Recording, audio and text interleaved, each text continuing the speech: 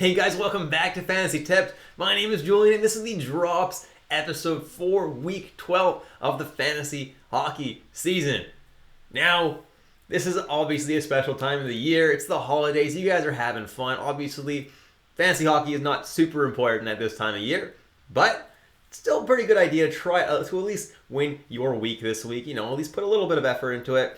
And sometimes you got to make a couple of moves that you're not super crazy about, dropping some bigger name players, but sometimes it's necessary. Before we get into it though, guys, please leave a like, hit that subscribe button, and hit that notification bell if you want notifications every time I drop a new video. If you do want to check out my merch store, guys, check that out at fantasytipped.com for shirts just like this one.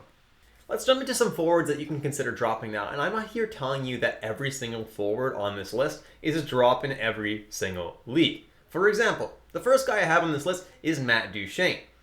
Now, I'm definitely dropping him in shallower leagues like 10 teams and less. He's not doing anything, and Nashville is not scoring a lot of goals. He's been bumped down to the third line now with Johansson and Trennan. I guess you can consider that the second line. Either way, he's not performing very well right now. And I warned you guys in the offseason that Duchene, yes, he's coming off an amazing year, but he is so streaky like that. He'll have a great year, and then he'll do nothing the next year. And that just seems like what he's been doing so far this year. So it's definitely worrisome. I'm still holding him in leagues that are 12 teams and higher for now, but he may become a drop in those types of leagues as well if he does not turn it around. Same kind of thing with Dylan Cozens. Now, this guy is up to 62% rostered, which is awesome because he was doing so well in that second line with Jack Quinn and JJ Peterka. Unfortunately, that line has cooled down significantly. So Cozens, while he is still definitely ownable in, deep leagues, in shallower ones, even 12 team, he could be considered a drop at this point. Reason being is that, yeah, he's pretty valuable, he's pretty good, but he's also locked in as a natural C. There are so many of those, on the waiver wire in a lot of leagues. Guys like Kevin Hayes, who have been really, really good all year, also on the waiver wire in the majority of leagues.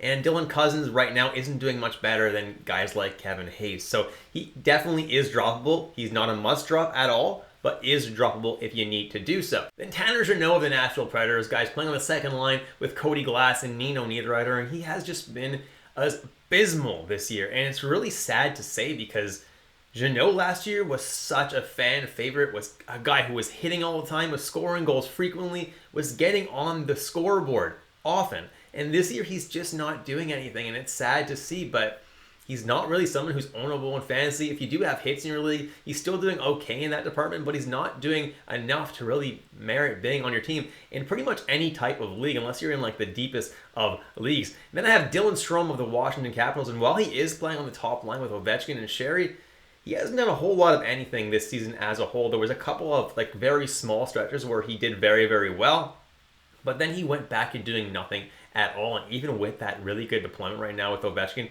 he's still not doing too much. And that's why Dylan Strome, to me, is not someone that you really should own on your team at all unless Washington has a favorable schedule on a specific week. Then Michael Backlund of the Calgary Flames, playing on the third line in Calgary with Mangiapane and Blake Coleman. And while that line isn't bad at all, Mangiapane has been underwhelming this year, and so has Coleman, honestly. And Backlund was picked up in a lot of leagues last week because Calgary had those amazing off nights. And he actually played quite well. He seems to be cooling off now, though, so he is a drop at this point, and he's a natural center, so there's plenty of other guys on the wire that'll do just as well and won't be locked in at that position. Jumping into defensemen that you can consider dropping now, and first is Evan Bouchard. Not only is he a third-pairing defenseman right now, playing with Niemelainen, he's not getting that top power play time that we all thought that he might get at some point. Reason being, go ahead and check out Tyson Barrie's game log. The dude is playing some solid hockey right now, putting up points every single night. He is red hot. So if Barrie somehow is available in your league, go ahead and snag him. But Bouchard right now doesn't have a lot of value because he's not even putting up a lot of peripherals, and his ice time is limited because he is that third pairing defenseman. So yeah, it's kind of rough for you Bouchard owners, but at this point, it may be time to drop him and give up on the dream. Then I have Sean Durzi, and just a couple weeks ago, I had him as an ad because that second power play in Los Angeles was red hot. That power play with Arvidsson, with Moore, with Dano, were doing very, very well, and Jersey was definitely reaping the benefits of that. Now that power play has cooled down, he's still playing on that unit, but he's not doing a whole lot of anything. Peripherals are alright, but nothing too crazy. And at this point, he is definitely droppable in most leagues because you don't want someone who's just doing nothing for your fantasy team. And Ryan Pulock of the New York Islanders has been really underwhelming for the last little while. Hasn't done a whole lot of anything other than blocking shots. He's really not useful for a whole lot for fantasy, and if he's not putting up points, he's a drop for your team. Second last, I have Alec Martinez of the Vegas Golden Knights, and he was Mr. Reliable all year long, blocking about 3 to 4 to 5 blocks every single game, which is absolutely fantastic. Lately, though, that has really fallen off. He's been blocking 0 or 1 or 2, sometimes 3 blocks per game, and that's just not enough for you to really justify having him on your team. That's basically his only value is the block shots. And because he was getting so many, he was valuable, and every once in a while he put up a point or whatever, a shot on goal, and that would help you a little bit with the floor. But if he's not putting up those high amount of block shots, he's not really worth owning at this point, and he is a drop unless you're in the deepest of leagues, in which case you got to hold out hope that this guy turns it around and starts blocking shots again.